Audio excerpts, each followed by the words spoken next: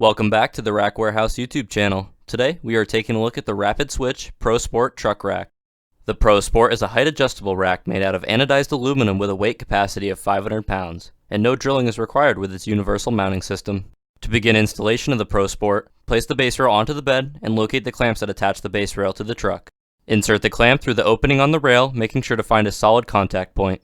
With that in place, tighten the clamp with the supplied tool. Repeat these steps for the remaining clamps.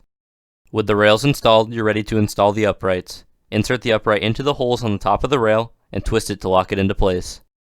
The uprights have the ability to be installed in any of the 4 points along the base rail for multiple configuration options.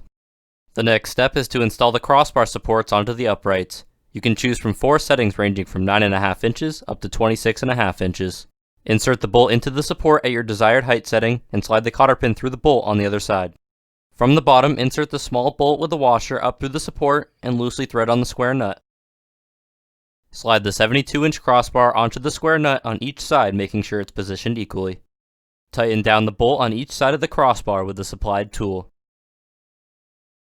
To adjust the height of the Pro Sport with it installed, simply remove the cotter pin and slide the bolt out of place. You're now able to quickly change the height position of your crossbar. When you're done, reinstall the bolt and cotter pin.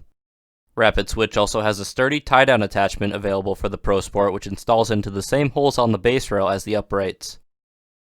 Thank you for checking out our video on the Rapid Switch Pro Sport. If you have any questions about the product, give us a call at 1-800-272-5362 or send us an email to info@rackwarehouse.com.